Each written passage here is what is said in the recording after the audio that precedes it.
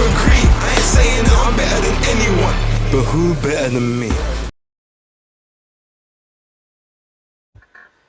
So I'm a bit pissed off at the minute because this video was recorded last night along with the Lara Warrington 2 post-fight feelings.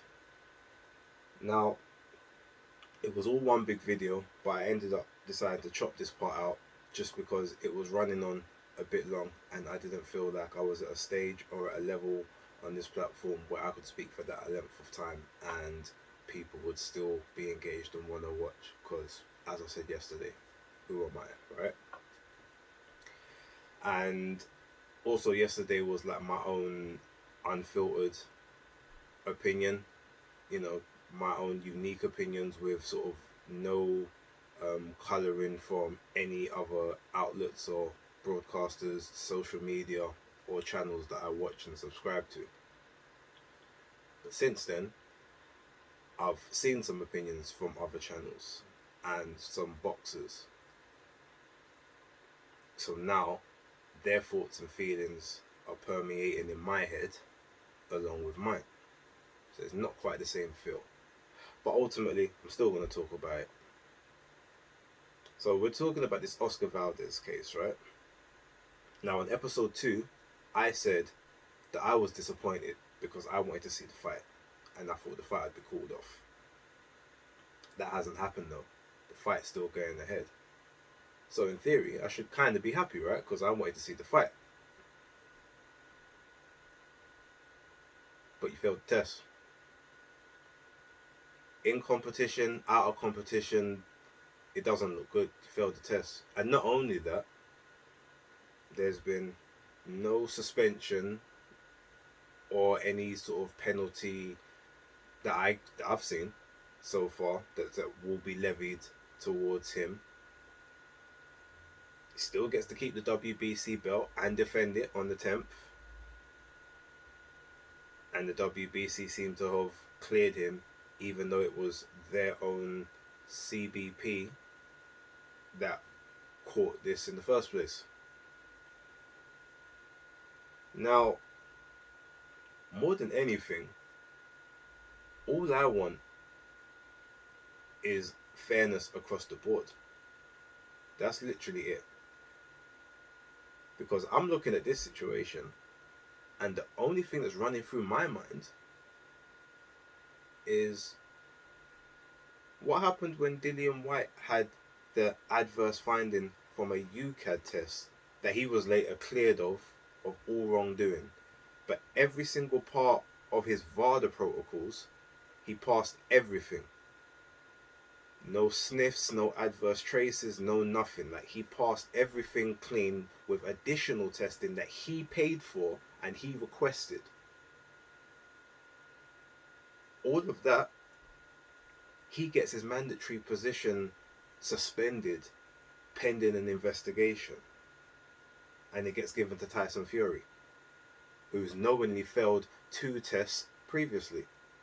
Okay, you could say one of them's recreational and it was for cocaine, but the other one was nandrolone, which isn't swept under the carpet. It isn't outside of the public view. It's common knowledge. But he gets given his mandatory position. He was ordered to fight a mandatory against Deontay Wilder straight after the first fight, but he declined it and turned it down. Said, "No, don't want it. Don't want to do it." He was ordered to fight Dillian Whyte for super belt, for the diamond belt. Declined it. Said, "No, don't want to do it." So WBC gave him 2 orders. He declined both of them. Yet somehow, he still gets given a mandatory position, while Dillian Whyte gets stripped of it pending the investigation, which came out clean, pushed his whole mandatory back a further year, and he got knocked out by Povetkin. Yeah, got that back, but now no mandatory in sight. But Oscar Valdez gets to keep his belt. Martinez, who failed on the clenbuterol for whatever reason, Mexican beef, cool. But guess what? If you're in a team that big, surely you can get meat imported in if you know that there is contamination issues in Mexico. I mean, you're with the Canelo team. That's the money team of Mexico, right? Get some Wagyu beef imported from Japan. Go to a different butcher that doesn't supply in the local farming stock. Grow your own stock. I'm sure you guys have got the money to do that. But no, rather than that, oh, the WBC is gonna raise the levels to accommodate for the trace amounts that can be found by constantly eating this Mexican beef or whatever else. It just very much looks at the minute like if you're Mexican, you're protected. And I don't want to make this a national thing or any kind of nationalistic ideals or Mexico versus the UK outside of the boxing, of course, or Mexico versus the US or anything like that. But the WBC are not making themselves look great in any way, shape, or form here. It's like certain times they'll go one step forward and then take 4 steps back. Because the clean boxing program was a great initiative. But guess what?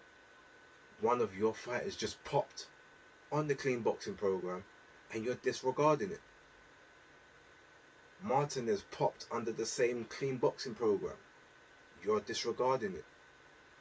Canelo, you gave 6 months. And I don't even want to get into the Canelo stuff because, as I said, I'm a great admirer of Canelo. I think he's amazing. But I'm just keep seeing consistent patterns of behavior and caping by the WBC for these Mexican fighters. It's not right. And then you've got people who say, well, you know what? Everyone's on it. So let's just make it legal. Let's regulate it. Let's find a way that you can just incorporate it into the contracts.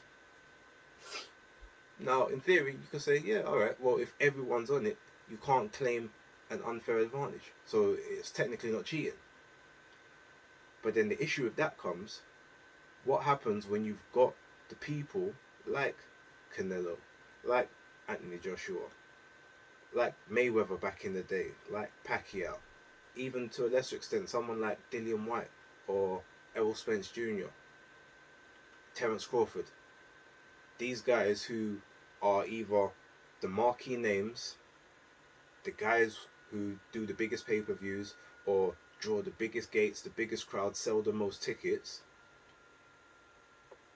they're going to be able to buy and acquire the creme de la creme of any drugs. There's not going to be anything that's under the radar. They're going to get the purest of the pure. It's going to be like literally getting cocaine clean cut from Colombia before it's cut and dissected anything, just pure.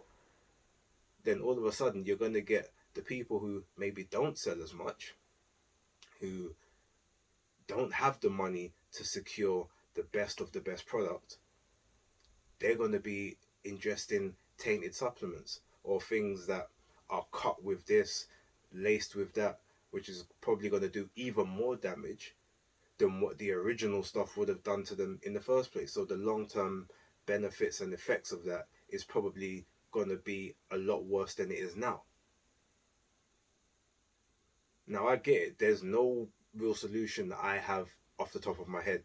Like, there's things I think about, but ultimately I don't really want to put that into here yet because I haven't done certain research on it, and it would be irresponsible for me to make certain claims or certain suggestions when I don't know the ins and outs. And all the boxers that I just mentioned, I'm not accusing them of anything. I'm not questioning, sort of their cleans or anything like that. I was literally just highlighting because they are sort of the marquee names, the money guys, the people who supposedly have the most money in the game. So with money comes resource, with resource comes opportunity, which therefore means that you just get a better chance of being able to secure better products. And that was the only reason I use those people. So yeah, like I said, I'm not accusing any of them of anything. But yeah, look, that's my thoughts on it. The fight shouldn't be going ahead just off principle, and if it did go ahead, the WBC belt definitely should not be on the line. And as much as I was looking forward to the fight, I don't personally think I can watch it now, just out of principle, because it's not great. It's not great to look at. Like I said, the WBC is like one step forward and four steps back. It's almost like they're doing a Tyson Fury uppercutting themselves. Every minute you think, oh yeah, we're doing something good for the people, and then bang, now you look stupid. And I definitely think it looks stupid right now.